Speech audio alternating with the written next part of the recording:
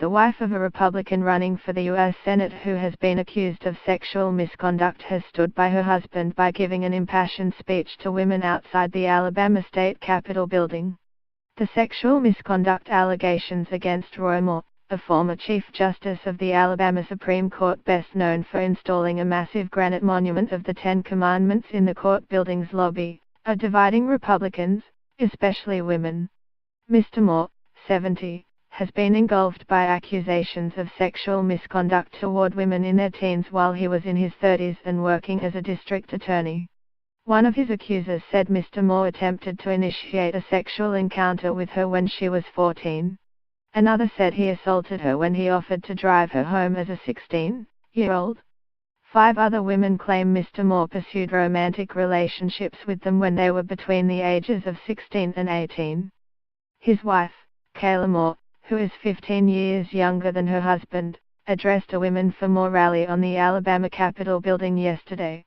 "He will not step down. He will not stop fighting for the people of Alabama," Mrs. Moore said. "To the people of Alabama, thank you for being smarter than they think you are." But despite the rally, some of his former supporters are perturbed. Laura Payne, a Trump delegate to the 2016 Republican National Convention, will not be supporting Mr. Moore's run for the U.S. Senate in a special election on December the 12th. "I was going to vote for him. I was going to be one of his voters. I just don't know that I can vote for him anymore," Ms. Payne said. "I have not found any reason not to believe his accusers. They risked a whole lot to come forward." Alabama Governor Kay Ivey said she also has no reason not to believe the women.